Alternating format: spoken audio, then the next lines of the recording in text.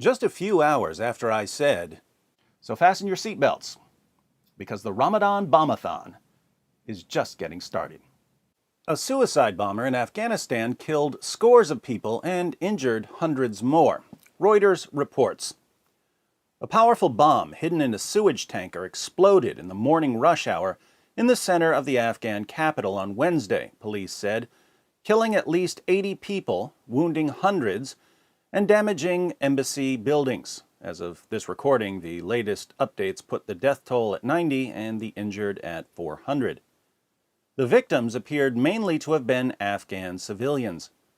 The bomb, one of the deadliest in Kabul and coming at the start of the holy month of Ramadan, exploded close to the fortified entrance to the German embassy, wounding some staff, German Foreign Minister Sigmar Gabriel said. Pictures showed the embassy building with its windows ripped out. One Afghan security guard was killed and others were likely among the dead, Gabriel said. A spokeswoman for the German Foreign Ministry said the bomber's target was unknown.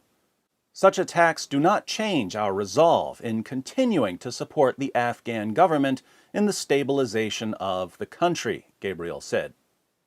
Now, if you're a thoroughly uninformed Western Islamophile, the sort of person who's never read anything remotely resembling an authoritative Muslim source, but nevertheless fancies himself an expert on all things Islamic, you'll look at this story and think to yourself, blowing up civilians in a city full of Muslims? During Ramadan, no less? Surely this suicide bomber stands condemned by his prophet and his God. But if you're the kind of person who studies Islam's most trusted sources regularly, the reasons for these attacks jump out at you as soon as you start reading the reports.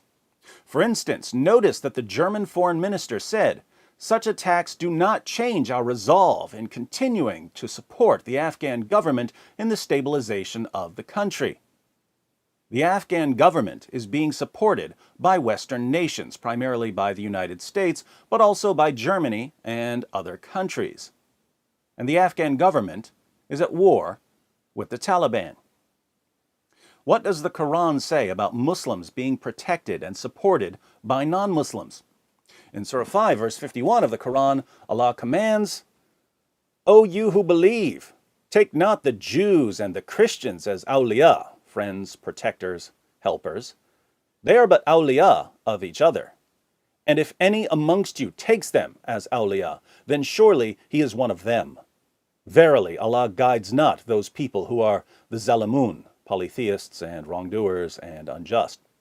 Allah orders Muslims not to take Jews and Christians as awliya. Awliya is a term that's usually translated as friends, but includes various kinds of relationships, protectors, helpers, supporters, and so on. This verse was the basis for the arrest and imprisonment of Basuki Cahaya Purnama in Indonesia. Purnama was the Christian governor of Jakarta. A Muslim group eventually pointed out that Muslims can't vote for a Christian leader, because Allah says not to take Christians as awliya in Surah 5, verse 51. Purnama responded by saying that Surah 5, verse 51 doesn't say that Muslims can't vote for a Christian. The Indonesian courts then weighed in by putting him on trial and sentencing him to 2 years in prison for blasphemy, for suggesting that Surah 5, verse 51 isn't as intolerant as it sounds. This is Indonesia. When we say, show us a moderate Muslim country, Muslims point to Indonesia. But in Indonesia, you'll go to prison for saying that Surah 5, verse 51 doesn't rule out Christian leaders.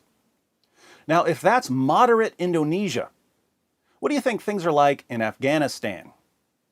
So, the Quran says that Muslims aren't allowed to take Jews and Christians as friends, protectors, or supporters, and the Afghan government is being supported by various Western nations as they fight Muslims, the Taliban. You'll recall that Allah says in Surah 5, verse 51, that if you disobey Him, that if you take Jews and Christians as awliya, you're not a Muslim. If any amongst you takes them as awliya, then surely he is one of them. According to Allah, not according to me, according to Allah, what sort of people do you find in the government-controlled areas of Afghanistan? You find unbelievers and hypocrites. And what does Allah command Muslims to do to unbelievers and hypocrites? Surah 9, verse 73. O Prophet, strive hard against the disbelievers and the hypocrites, and be harsh against them. Their abode is hell, and worst indeed is that destination. The Arabic word for strive hard here is jihad. Allah commands Muslims to wage jihad against unbelievers and hypocrites. What did the suicide bomber do this morning?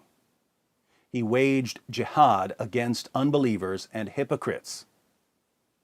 But maybe, just maybe, if we tap our ruby slippers together and say, it's got nothing to do with Islam, it's got nothing to do with Islam, reality will disappear and we'll all be magically whisked away to fantasy land.